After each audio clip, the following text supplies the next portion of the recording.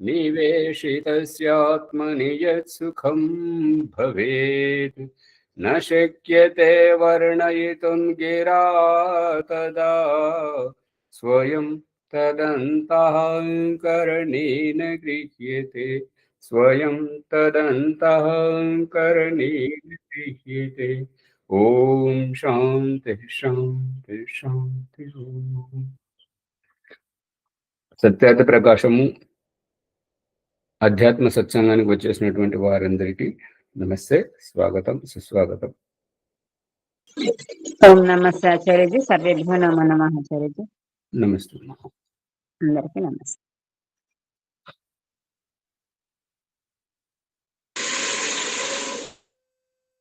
పఠన పాఠనముల విఘ్న రూప కర్మ గురించి తెలుసుకుంటున్నాము. చదవడం, చదివించడం, దాంట్లో వచ్చేటువంటి విఘ్నాల గురించి. పఠనం అంటే చదవటం, పాఠనం అంటే చదివించడం. వీటిలో ఈ రెండు పనులలో కలిగేటువంటి విఘ్నములను విడవలేను, వాటిని వదిలిపెట్టాలి. కుసంగం మొదటి విఘ్నం ఏంటంటే కుసంగం. కుసంగం అంటే వేరే దుష్ట వ్యసనాలు కలిగినటువంటి, ఈ చదవటం, చదివించటం ఇష్టం లేని వారి సాంగత్యం చేయకూడదు. మంచి విద్యను, మంచి గుణమును, మంచి జ్ఞానాన్ని తెలుసుకోవడానికి వాళ్ళు ఎప్పుడు అడ్డుపడుతూ ఉంటారు. అటువంటి వారిని ఇక చదివి ఉద్ధరించినవులే, ఇక చాలులే, ఇక బాగైనవులే అని ఈ రకంగా మనల్ని నిరాశ, నిస్పృహ పరిచేటువంటి అటువంటి వారి సాంగత్యం చేయకూడదు. ఆ కుసంగం ఎటువంటిది అనేది చెప్తున్నాడు.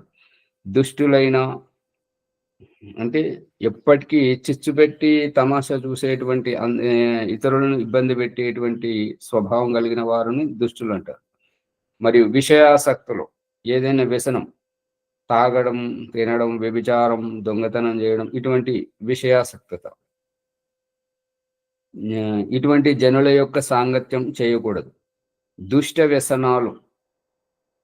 వ్యసనాలు ఏమిటనేది చెప్తున్నాడు. మద్యం, కళ్ళు, సారా తాగడం, బీడి, గంజాయి, సుల్ప ఇవి తాగడం, మాంసం సేవన చేయడం, వేశ్యాగమనం చేయడం, బాల్యావస్థలో వివాహము అనగా 25 సంవత్సరాలకు పూర్వం రాకముందు పురుషుడు, 16 వర్షములు రాకపూర్వము స్త్రీయు వివాహమాడుట, ఇది సరైనటువంటిది కాదు.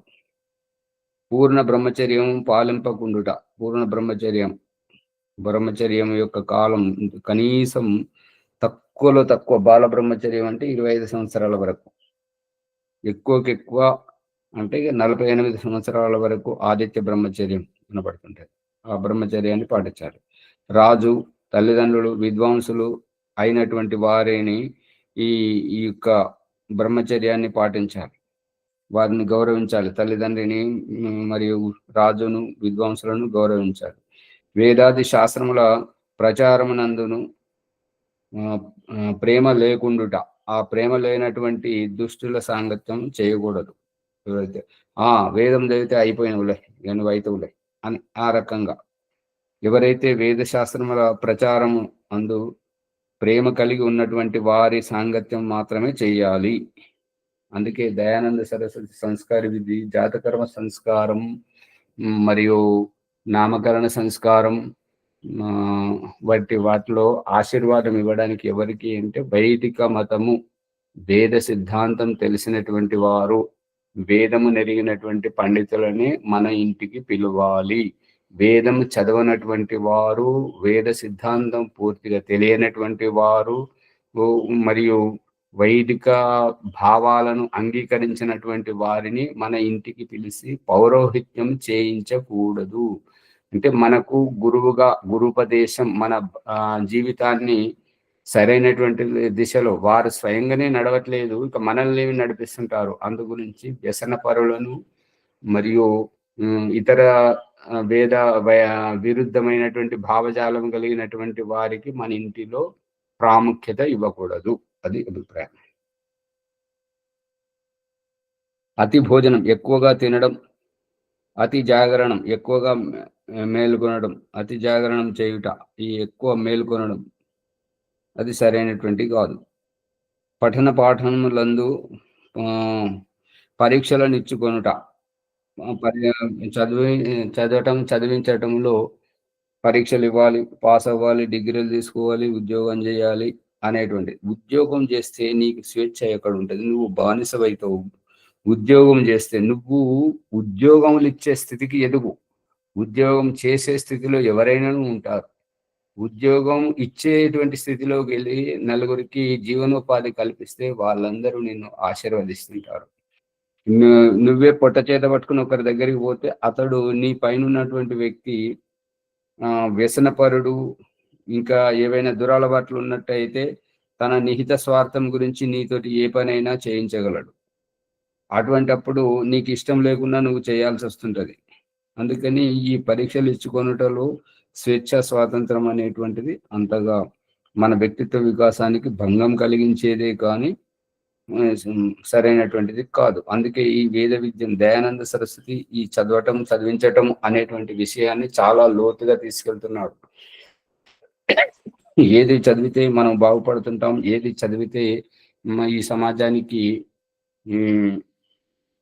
ఇబ్బంది కలుగుతుంది అనేటువంటి విషయాలను తెలియజేస్తున్నాడు. అందు గురించి పరీక్షలు ఇచ్చే దానికి మీద దృష్టి పెట్టే కంటే ఆత్మతత్వం తెలుసుకోవడం, పరమాత్మతత్వం తెలుసుకోవడం, సృష్టి రహస్యం తెలుసుకొని ఈ జీవితాన్ని, భవసాగరాన్ని తరించిపోయేటువంటి ఉపాయాన్ని స్వీకరిస్తున్నారు.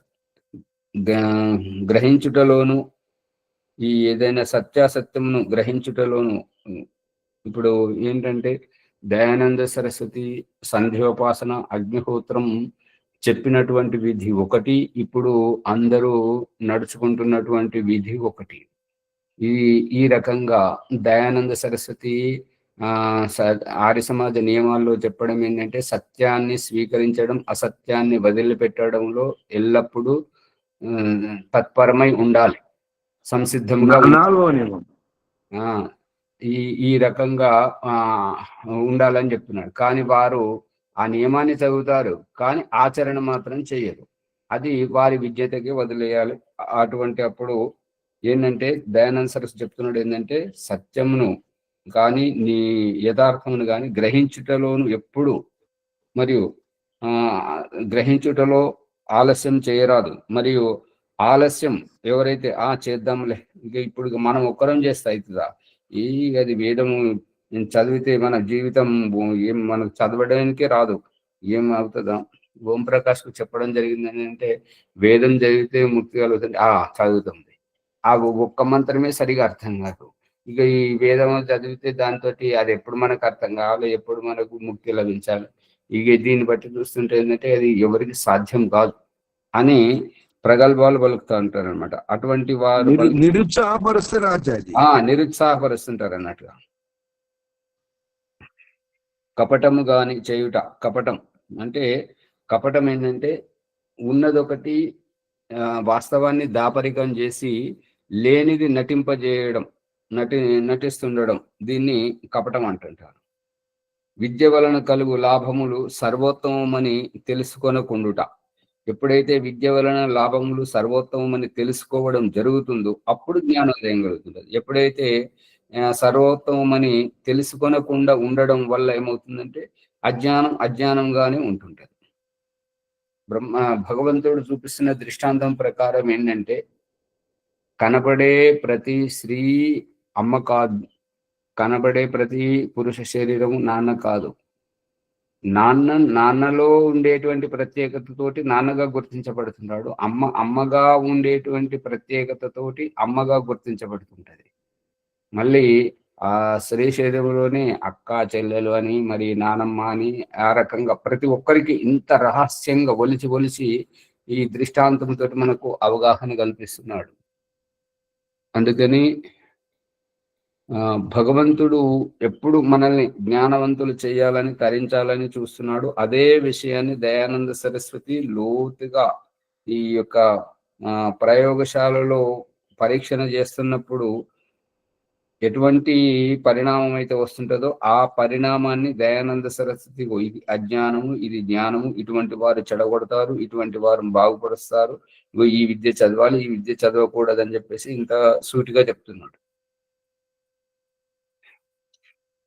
బ్రహ్మచర్యం వలన బలము, వృద్ధి, పరాక్రమము, ఆరోగ్యము, రాజ్యధనము వృద్ధి పొందునని అంగీకరింపకుండుట. ఇప్పుడు ఈ యొక్క ఆశ్రమానికి గోసేవకుడు వచ్చాడు. అతడు ఏమంటాడంటే అంటే ప్రతిదానికి డాక్టర్ దగ్గరికి పోతుంటాడు. డాక్టర్ దగ్గరికి అతడు ఆశ్రమంలో ఉండేది చాలా తక్కువ. అంటే మహబూబ్నగర్ పోతున్నాను, కోసిగి పోతున్నాను, కొడంగల్ పోతున్నాను బయటగా తిరుగుతుంటాడు. అది ఎంత చెప్పినా అతనికి అర్థం కావట్లేదు. ఇక ఈ మధ్య ఇంకొకటి తగిలేడు అనమాట చెడగొట్టడానికి. ఆ చెడగొట్టడానికి అతని మాటలు విని ఇక ఎదురు మాట్లాడడం, అలిగి కూర్చుండడం ఆ రకంగా చేస్తున్నాడు. అంటే వాళ్ళకి ఏంటంటే ఎవరు ఏం చెప్తున్నారో అనేటువంటిది తెలియదు. సత్యం చెప్పేటువంటి వాళ్ళు సూటిగా చెప్తుంటారు. ఆ సూటిగా చెప్పేటువంటి రహస్యాన్ని గ్రహించక వేరే వాళ్ళు బుజ్జగిస్తూ పొగుడుతూ చెప్తుంటారు కాబట్టి అది సత్యం అనుకొని వారి మాటల్లో పడతారు, తర్వాత ఇబ్బంది పడతారు. సత్యాన్ని గ్రహించేసరికి ఆయువు కూడా అయిపోతుంటారు. ఆ రకంగా జీవితాన్ని కొల్లగొట్టుకొని పోయి దుఃఖాల పాలవుతుంటారు అనమాట. ఈశ్వర ధ్యానం విడిచి ఇతరములకు పాషాణాది జడమూర్తులను దర్శించుట.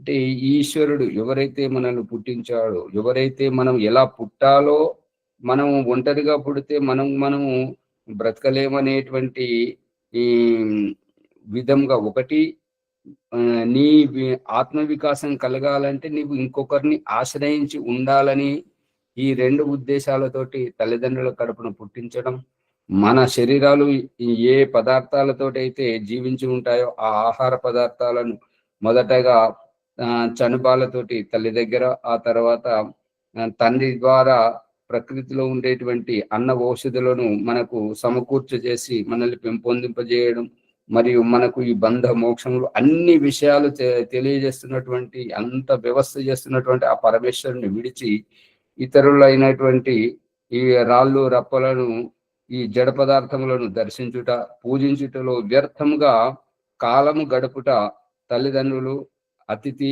ఆచార్యుడు, విద్వాంసులు అయినటువంటి వారిని సత్యమైన మూర్తులుగా సేవించి, సత్యమైన మూర్తులుగా ఎంచి అంటే గుర్తించడం.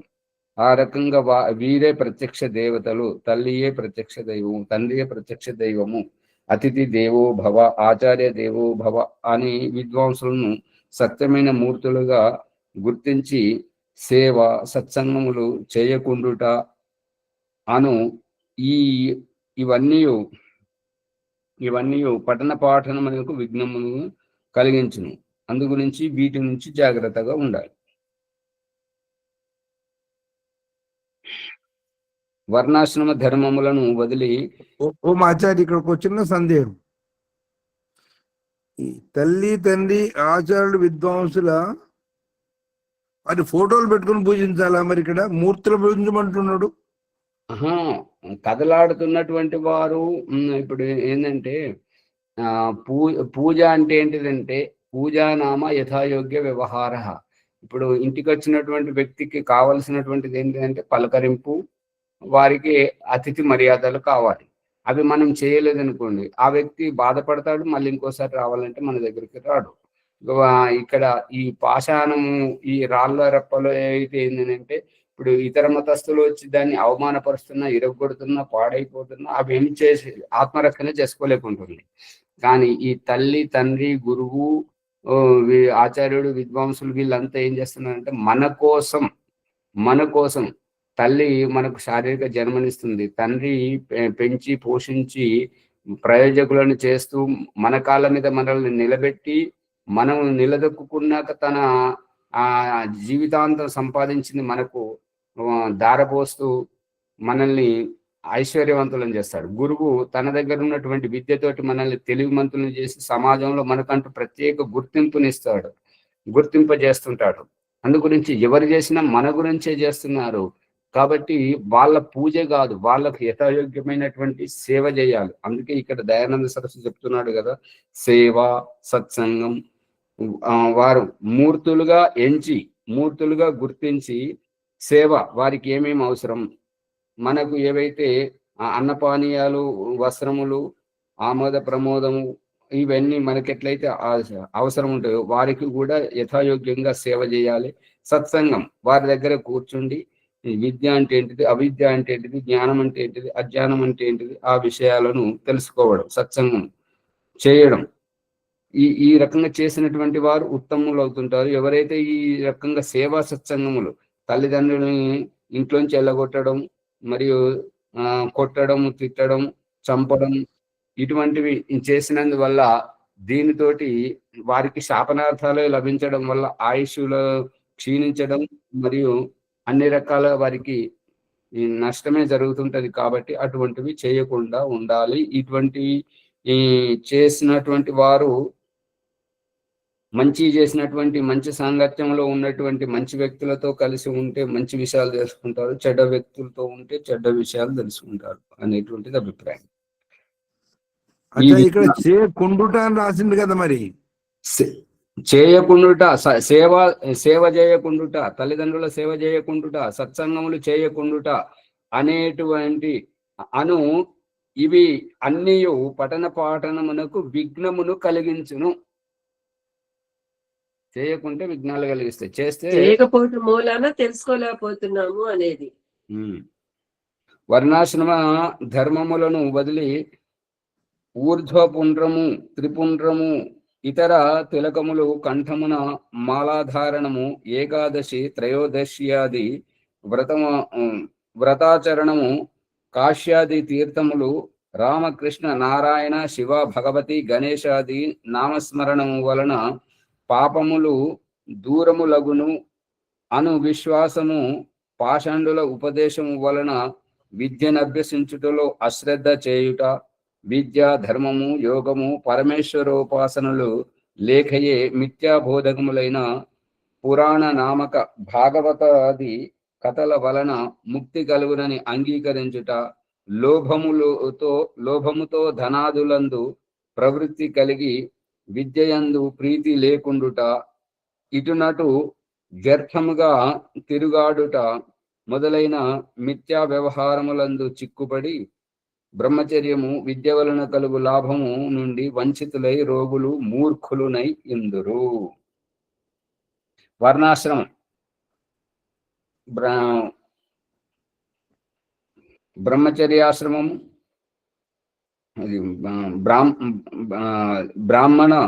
బ్రాహ్మణుడు, క్షత్రియుడు, వైశ్యుడు, శూద్రుడు, ఈ 4 వర్ణాశ్రమ ధర్మములను వదిలి ఊర్ధ్వపుండ్రము అని అంటే, ఈ ఊర్ధ్వము అంటే ఉన్నతిగా, నేను పైకి నామాలు పెట్టుకుంటేనే మనది వైకుంఠానికి పోతాం నేరుగా అని.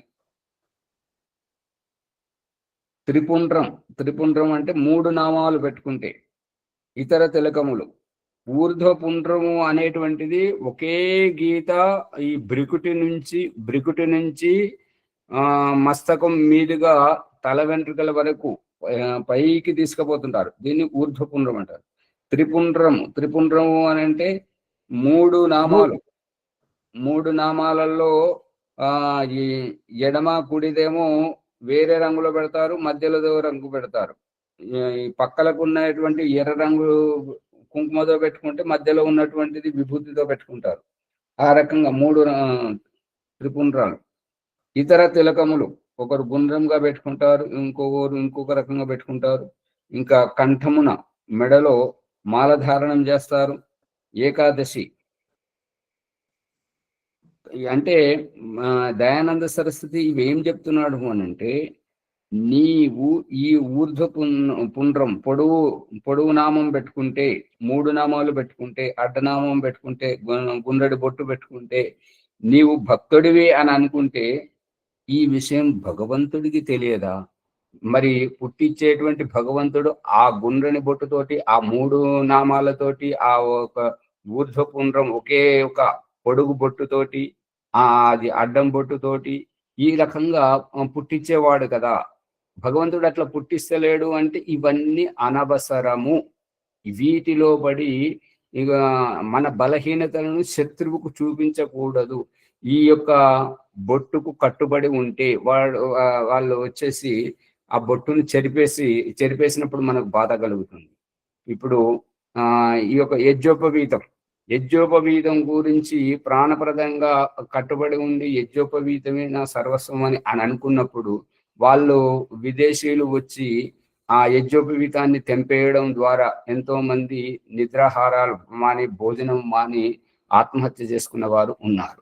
ఈ యొక్క చిహ్నాలు మనకు ప్రేరణని ఇచ్చేవే కానీ మన లక్ష్యము, మన జీవిత ఉద్దేశము ఈ చిహ్నాలు కావు అని చెప్పేటువంటి రహస్యమే సన్యాసాశ్రమంలో ఈ జుట్టు తీసేయడము, మొలతాడు తీసేయడము, మరియు యజ్ఞోపవీతం తీసేయడం, ఈ యొక్క చేతిలో పట్టుకున్న కర్ర తీసేయడం, అన్ని బంధాలన్నీ తెంచివేయడం, దూరం చేసేయడమే సన్యాసం. ఆ రకంగా నిత్యకర్మల నుండి కూడా సన్యాసం. అది జ్ఞానవంతులకేమో నిత్యకర్మల నుండి సన్యాసం. ఇక ఇప్పుడిప్పుడిగా కొంత అజ్ఞానం నుండి తేరుకుంటున్నటువంటి వారికి ఈ చిహ్నాలను తీసేసి నిత్యకర్మలు మాత్రము చేయించడం. దయానంద సరస్వతి సన్యాసాశ్రమంలో అవి రాశాడు. ఆ విషయాలను మనం తెలుసుకున్నాం. అందు గురించి ఈ యొక్క ఏకాదశి వ్రతం కానీ త్రయోదశం వంటి వ్రతం కానీ ఇప్పుడు విద్యాలకు ఈ ఆశ్రమానికి చాలా శ్రద్ధతో వస్తుంటాడు వెంకటయ్య గారు. అతను ఏంటంటే నవరాత్రులు వస్తే 9 రోజులు భోజనం చేయకుండా ఉంటాడు. అది ఏంటంటే అది అతిశయోక్తి తప్ప దానివల్ల శ్రద్ధ కానీ భక్తి కానీ ఏమీ ఉండదు. దీనివల్ల ప్రయోజనం ఏముంటుందంటే పెరిగిన పొట్ట తగ్గిపోతుంది, మరియు ఉన్న శక్తి బలహీనపడి నీరసం నిస్తేజమైపోతుంటారు. అంతకు మినహా మరేమీ ఉండదు. అందుకని ఈ యొక్క ఏకాదశి వ్రతం కానీ త్రయోదశి వ్రతం కానీ ఈ యొక్క నవరాత్రులలో ఉపవాసం ఉండడం అనేది, ఉపవాసం ఎప్పుడు ఉండాలి అని అంటే శరీరంలో ఆహారం ఎక్కువయ్యి అరగనటువంటి స్థితిలో భగవంతుడు చూపిస్తున్నటువంటి లక్షణాలు ఏమిటివి? ఎప్పుడు భోజనం వదలాలి అంటే పుల్లని తేనుపులు వస్తున్నప్పుడు, మరియు యొక్క పొట్ట బాగా ఉబ్బరంగా ఉన్నప్పుడు అప్పుడు తినకూడదు. దాన్ని వదిలేయాలి, భోజనాన్ని వదిలేస్తే దీన్ని ఏమని చెప్తున్నారంటే లంఘనం పరమౌషధం. ఎవరైతే ఉపవాసం ఉంటారో, ఇటువంటి స్థితిలో ఎవరైతే నిరాహారంగా ఉంటారో అదియే వారికి జీవితానికి అమృతం. ఈ పొట్టలు పెంచుకోకూడదు. పొట్టలు పెంచుకోవడం వల్ల ఏంటంటే పొట్ట చూపిస్తున్నటువంటి సందేశం ఏంటంటే అది భూమి వైపుకు మనల్ని లాగుతుంది, గురుత్వాకర్షణతో పృథివీ వైపు లాగుతుంది. కాబట్టి నిలబడ్డటువంటి వెన్నుపూస కూడా వంగిపోయి మనల్ని మృత్యువు వైపు తీసుకెళ్తుంది. అందు గురించి లంఘనం పరం ఔషధం. మనం ఎంతవరకు భోజనం చేయాలి అని అంటే తిన్నది అరగాలి, మళ్ళీ భోజనం సమయం వరకు విసర్జన. 2 సార్లు భోజనం చేస్తే 2 సార్లు విసర్జనకు వెళ్ళాలి దేవుడు చూపిస్తున్నటువంటి ప్రక్రియ ప్రకారం. 3 సార్లు భోజనం చేస్తే 3 సార్లు, ఒకసారి భోజనం చేస్తే ఒకసారి, ప్రతి రోజు మల విసర్జనకు వెళ్ళాలి. ఆ మల విసర్జన కూడా ఎంత చేయాలనేది దయానంద సరస్వతి ఇదే సత్యాత ప్రకాశం 10వ సముల్లాసంలో చెప్తున్నాడు. ఏంటంటే వాసన వచ్చేంత వరకు, వాసన ఎంతవరకు అయితే ఉంటుంటుందో అంతవరకు మలత్యాగం చేయాలి. వాసన రానటువంటిది అది ఇంకా దాంట్లో పోషక విలువలు ఉన్నాయి, దానితోటి రక్తం తయారవుతుంటది. కాబట్టి బయటకు వెళ్ళనివ్వకూడదు. ఒకవేళ వెళ్ళితే ఏమవుతుంటది అని అంటే దానితోటి అపచనం అంటే అరగకుండా ఉండి పొట్టనొస్తూ ఉండడం, లూజ్ మోషన్స్ కావడం, తినగానే వెళ్ళడం, తినగానే దొడ్డికి వెళ్ళేటువంటి వారి పరిస్థితి. అది శరీరం నీరసంగా ఉండేటువంటి వాళ్ళది ఏంటంటే కుట్టు జారడం వల్ల అలా పొట్టనొచ్చుకుంటూ తినగానే దొడ్డికి రావడం జరుగుతుంది. తినక ముందు రాదు, మరి తినగానే వస్తుంటది. అది దాని యొక్క లక్షణం ఏంటంటే బండ గుర్తు కుట్టు జారడం. బొడ్డు తన స్థితి నుంచి జరిగిపోయి ఉన్నది కాబట్టి వారికి ఆ తిన్నదాన్ని వెంటనే విసర్జింపజేసేంత వరకు వారికి స్థిమితం ఉండదు, కడుపు నొస్తుంటారు. అది లక్షణం. అందు గురించి ఈ రకంగా తినగానే ఎవరైతే పోతుంటారో అటువంటివి సరైనటువంటివి కాదు. ఓ మహాచారి కుట్టు కుట్టు అని ఎందుకు అంటున్నారు అక్కడ మరి? అన్ని ఇప్పుడు 70 72,000 నరాలు. ఇక ఇక వేలు అనేటటువంటిది అయితే నాకు తెలియదు. 72 నరాలు అనడానికి సహజంగా ఉంటుంటుంది. ఎందుకు అని అంటే శరీరంలో ఆ 72,000 ఎవరైతే అంటున్నారో ఆ వేల సంపర్కం ఇప్పుడు టెలిఫోన్ ఎక్స్చేంజ్ లో చూడండి, విద్యుత్ ఆ దాని ట్రాన్స్ఫార్మర్ దగ్గర చూడండి, ఎక్కడికైతే కనెక్షన్ ఉంటుందో అక్కడికే వైర్ సంపర్కం ఉంటది, కానీ లేని చోటకైతే ఉండదు కదా.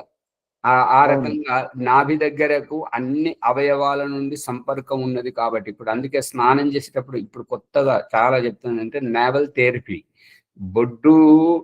బొడ్డులో నీళ్లు స్నానం చేసే కంటే ముందు మొట్టమొదట ఒక్క నిమిషం వరకు దారెత్తి బొడ్డులో నీళ్లు పోస్తే ఆ 72 నాడులలో ఉండేటువంటి ఊష్మ అనేటువంటిది చల్లారుతుంటది. దానితోటి మోకాళ్ళ నొప్పులు, నడుము నొప్పులు, ఈ కీళ్ళ నొప్పులు కానీ, ఈ వాతం కానీ చాలా వరకు ఈ యొక్క బ్లడ్ ప్రెషర్ అనేటువంటివన్నీ సహజంగా అయిపోతుంటాయి. ఇంకా కళ్ళకు చాలా మంచి జరుగుతుంది అని చెప్పేసి ఈ మధ్య ఫేస్బుక్ లో చెప్పుకుంటూ వస్తున్నారు. దానిని పాటించినందువల్ల నేను పాటిస్తాను, నాకు కూడా కొద్దిగా చాలా మంచిగా అనిపిస్తున్నది. మీరు పాటించండి, మీరు దాని లాభం చూడండి. ఈ నాభితోటి అన్ని సంబంధాలు ఉంటుంటాయి కాబట్టి అది జరిగినందువల్ల ఆ నాడులతోటి సంబంధం జరిగినందువల్ల ఏమవుతుంటది అని అంటే ఎటువైపు అయితే జరుగుతుంటుందో అటువైపుది వదులుగా ఉండడం వల్ల అంతగా స్పందించదు. ఎటువైపు నుంచి అయితే జరుగుతుందో అది బాగా గుంజినట్టు అవుతుంటది. కాబట్టి ఆ నరం అదే నొప్పి, ఇంకేమి నొప్పి లేదు అక్కడ.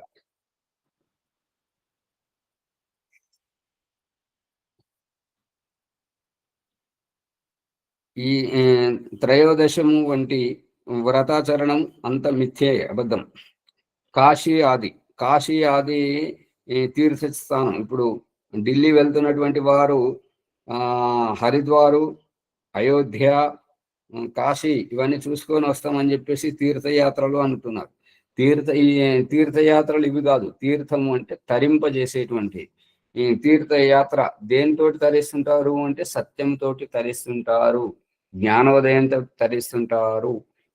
ఇటువంటి ఆధ్యాత్మిక సత్సంగములతోటి, గురువుల సాన్నిధ్యంలో ఉపదేశములతోటి తరిస్తారు, కానీ ఆ ప్రదేశాలు చూస్తే కాదు. ఆ ప్రదేశాలు చూడడం వల్ల లాభం ఏంటంటే ఒకే దగ్గర అదే 4 గోడల మధ్యలో అదే బజార్లో తిరుగుతూ అదే ఇంట్లో ఉన్నట్టు వల్ల ఇది కూపమండుకం లాగా ఉంటుంటారు. కాబట్టి బయటకు వెళితే ప్రకృతి సౌందర్యాన్ని చూస్తూ దాంతో ఆరోగ్యం, ఆయుష్ పెరుగుతుంటారు. చాలా మంచిది. అంతవరకే. రామ, కృష్ణ, నారాయణ, శివ, భగవతి, గణేశుడు వంటి నామస్మరణం వల్ల పాపములు దూరం అవుతాయని విశ్వసించడం అనేటువంటి అది మన శ్రద్ధ వరకే, కానీ దాని వల్ల ఏమి ఉపయోగం ఉండదు. రామ రామ అన్న, కృష్ణ కృష్ణ అన్న, నారాయణ నారాయణ, శివ శివ, భగవతి, గణేశ, శ్రీ గణేశాయ నమ అని ఈ పేర్లు పెట్టడం వల్ల ఏంటంటే ఇవన్నీ ఈ పేర్లు మనము సృష్టించుకున్నవే. మరి ఆ వ్యక్తుల యొక్క రూపాలు, అవతారాలు, విగ్రహాలు మనం సృష్టించుకున్నవి. వాటిని పూజించేది మనమే, వాటిని స్మరించేది మనం. అది మన శ్రద్ధ, కానీ దాని వల్ల ఏమి ఉపయోగం ఉండదు. ఓ మాచారి, కోటి రామ నామస్మరణ చేయమంటున్నారు కదా, కోటి నామస్మరణ. అవును, చేయమని అంటున్నారు. ఇప్పుడు ఈ ఆశ్రమంలో ఇదివరకు ఉన్నటువంటి స్వామి యోగానంద గారు అదేమంటారు, గాయత్రి మంత్రం కాపీలు ఉన్నాయి. గాయత్రి మంత్రం కాపీలు, ఓం భూర్భువస్వత చతురం భర్గో దేవస్య ధీమహి ధియో యో నః ప్రచోదయాత్, ఓం భూర్భువస్వత.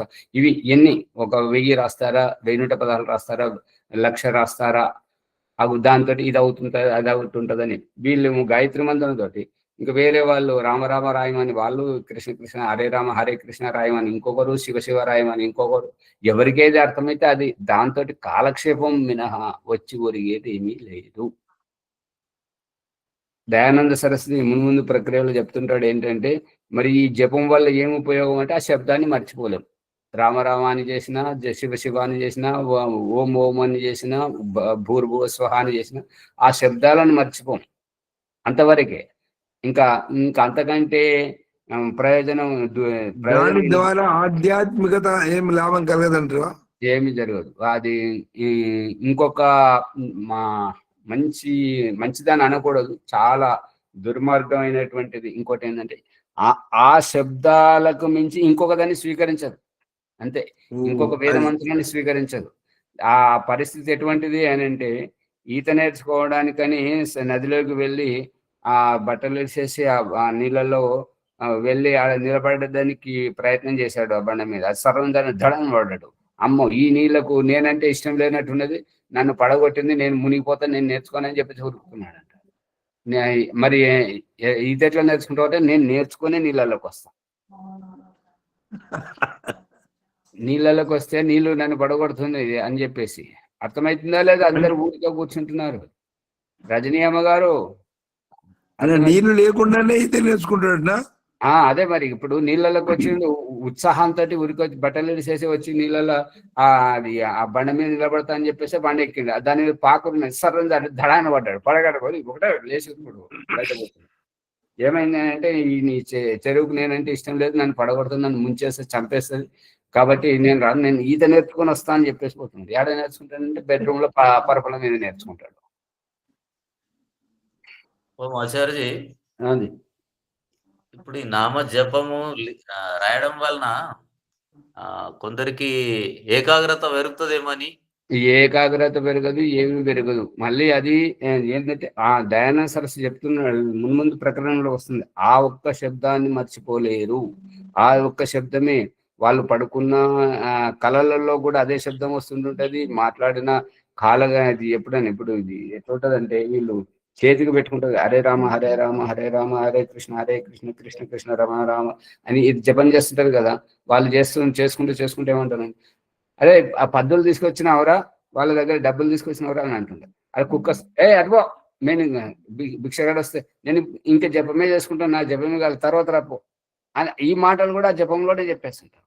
చెయ్యి మాత్రం తిరుగుతుంటది మాల ఎత్తిపెట్టేటప్పుడు. పాలు పొంగేది, పప్పు మాడిపోయేది, అవన్నీ కూడా దీంట్లో వస్తుంటాయి.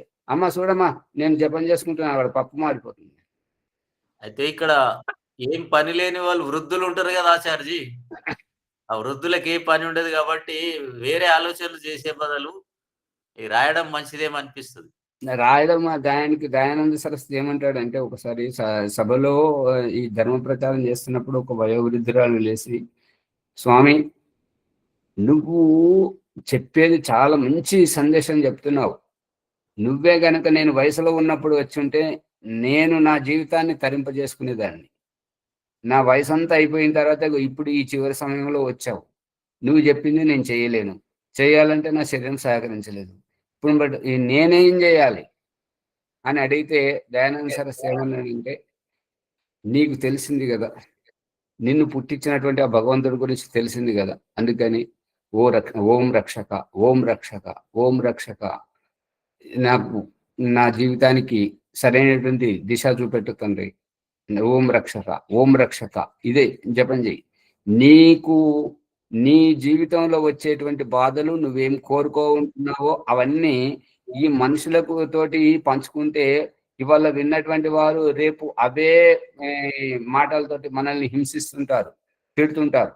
కాబట్టి దేవుడితోటి ఏం కోరుకోవాలి అంటే, భగవంతుడా, నా జీవితంలో నాకు ఇటువంటి పరీక్షలు పెట్టావు, ఈ పరీక్షలలో నేను నెగ్గాలంటే నాకు ఆత్మబలాన్ని, మనోధైర్యాన్ని, నీ బిడ్డ ఓడిపోతే నువ్వు ఓడిపోయినట్టే, ఎందుకంటే పరీక్ష నువ్వు నా ఎదుట పెట్టావు, నేను నెగ్గాలి అని అంటే నాకు మనోధైర్యం కావాలి. అర్థమవుతుందా? నా మనోధైర్యం కావాలి, ఆత్మిక బలం కావాలి. ఇంకా ఎన్ని కష్టాలైనా సరే. చాణక్యుడు తండ్రిని సత్యం మీద నిలబడ్డప్పుడు ఆ మగధ రాజు ఆ తండ్రిని గుర్రపు డెక్కలతో తొక్కించి చంపేశాడు. ఇక బ్రాహ్మణుడు కాబట్టి ఇక అతను చంపేసిన తర్వాత తల్లికి బయటకు పోలేనటువంటి స్థితి, ఎవ్వరు తినడానికి తిండి లేకపోతే తను భిక్షాటన అడిగితే, నువ్వు దేశద్రోహి యొక్క కుమారుడు అంటే తండ్రిని ఆ సత్యం వైపు నిలబడ్డందుకు కారణంగా అసత్యాన్ని ఎదిరించిన కారణం గుర్రపు డెక్కలతోటి తొక్కించి చంపి దేశం నుంచి వెలివేశానమాట.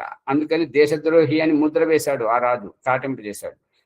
ఆ కారణంగా తల్లికి ఎవరు ఆదరించరు, మరి అతనికి భిక్ష ఎవరు పెట్టరు. ఈ రకంగా తల్లి చనిపోతే అంత్యేష్టి కోసం ఎవరు రాకపోతే ఇల్లు కూలగొట్టి ఇల్లు వాసాలలోనే అంత్యక్రియలు చేస్తాడు అక్కడే.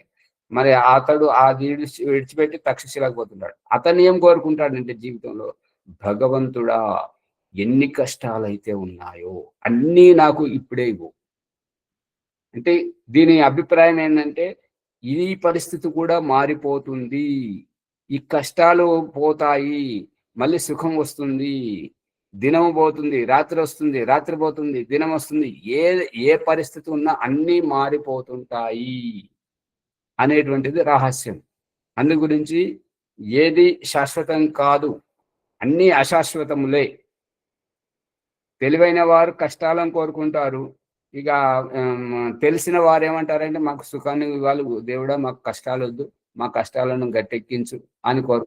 కష్టాలను గట్టెక్కిస్తే వచ్చేటువంటిది ఏంటిది? సుఖం. సుఖంని కోరుకుంటున్నారు. ఆ సుఖం తర్వాత దుఃఖమే దుఃఖం. సుఖము విలువ తెలియాలి అని అంటే దుఃఖాన్ని అనుభవించాలి. దుఃఖము విలువ తెలియాలి అంటే సుఖాన్ని అనుభవించాలి. సుఖం పోతేనే దుఃఖం యొక్క విలువ తెలుస్తుంది, దుఃఖం పోతేనే సుఖం యొక్క విలువ తెలుస్తుంది. కేవలం ఒకే ఒక్క దాంట్లో ఉంటే మాత్రం దాని విలువ తెలియదు.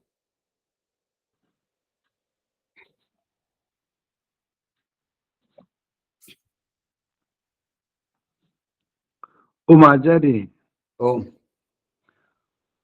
సత్యయుగములో అన్ని ఆచరించాము, ఇది కలియుగం కాబట్టి నామస్మరణతో సరిపోతుంది, మోక్షం వస్తుందని చెప్తున్నారు కదా, అందరు నామస్మరణ చేస్తున్నారు, అప్పుడు ఎట్లా?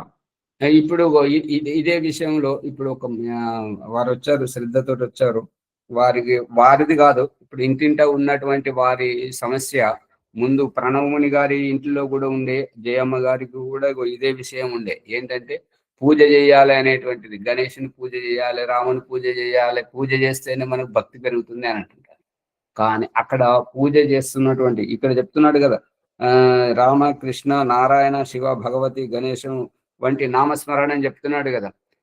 ఈ వీటి యొక్క నామస్మరణం కానీ పూజ అని అంటే ఏంటంటే వాళ్ళు కడగడం, తొడవడం, బొట్లు పెట్టడం, అది చేయడం అని చెప్తుంటారు. దాంట్లో కడగడంలో తప్పు లేదు, బొట్లు పెట్టడంలో తప్పు లేదు, అలంకరణ చేయడంలో తప్పు లేదు, నైవేద్యం పెట్టడంలో తప్పు లేదు, అగరబత్తీలు ముట్టించడంలో ఇదంతా తప్పలేదు, మంచిదే. కానీ దాని ప్రయోజనం ఏంటి? నిన్న పెట్టింది ఇవాళ తీసేస్తున్నాం, ఇవాళ పెట్టింది రేపు తీసేస్తాం. వాడిపోయినటువంటి, చెదిరిపోయినటువంటి బొట్టు దులిపేసి మళ్ళీ కడిగి అదంతా చెత్తలా పోతుంటుంది. కానీ ఇక మొక్కుకునేటప్పుడు ఏం చేస్తుంటారు? నాకు అది ఇస్తే నీకు ఇది ఇస్తా. సంతలో సరుకును వాళ్ళు ఆర్ఎస్ పాడుతుంటారు కదా, ఈ దుకాణంలోకి పోయి వస్తువుని కొనుక్కొచ్చుకుంటాం కదా. మన ఇంటి వాళ్ళ దుకాణంలో అయితేనేమో మనం తీసుకొని వస్తుంటాం, అది పరాయి వాళ్ళది కాబట్టి మనం అట్లా తీసుకొని వస్తే మనం దొంగలం అని చెప్పేసి పోలీసులకు పట్టిస్తారు. కాబట్టి దీనికి ఎంత అని చెప్పేసి తగిన మూల్యం చెల్లించి తీసుకొని వస్తుంటారు. ఇక్కడ దేవుడి దగ్గర కూడా మొక్కుకునేటప్పుడు అతని మీద నమ్మకం లేదంట, విశ్వాసం లేదంట. అందు గురించి నువ్వు నాకు మంచి చెయ్యి. ఇప్పుడు పిల్లలు ఏమంటారంటే నన్ను మంచి మార్కులతో పాస్ చేయి, నీకు ఒక కొబ్బరికాయ కూడా. ఉద్యోగస్తులు ఏమంటారంటే నాకు ప్రమోషన్ ఇప్పి, మేము మంచిగా ఇల్లు కట్టుకోవాలి, మేము మీ దగ్గరికి వచ్చి తల నీలాలు అర్పిస్తాం, తల వెంట్రుకలు తీసేస్తాం, నాకు అది ఇస్తే నీకు ఇది ఇస్తా, నాకు అది ఇస్తే నీకు ఇది ఇస్తా అని చెప్పేసి ఇది అనుకోవడం. మళ్ళీ కొబ్బరికాయ కొట్టాక మళ్ళీ ఎండలో పెట్టుకుని మళ్ళీ నూనె ఆడించుకుని మళ్ళీ రాసుకుంటారు ఆచార్య. ఇంకా భగవంతుడికి ఇచ్చింది ఏముంది? అదే చెప్తున్నాను, నీళ్ళైతేనేమో తీర్థం అంటుంటారు, అది కొబ్బరి లాంటి పదార్థం అయితేనేమో ప్రసాదం అని తింటుంటారు. ఇచ్చేది దేవుడికి. అదే మరి పూజ కోసం సమకూరుస్తున్నప్పుడు చిన్నపిల్లలు వచ్చేదని పట్టుకుంటే వద్దు, దేవుడు కొడతాడు, ఎంగిలి చేయొద్దు అని ఆ పిల్లలు నోట్లో పెట్టుకుంటే కూడా కొడతారు. అంత భక్తి శ్రద్ధతో తీసుకొచ్చి ఇక్కడికి వచ్చి ఏం చేస్తున్నారు? అలా ముంగడ పెట్టి మళ్ళీ తీసుకుంటున్నారు.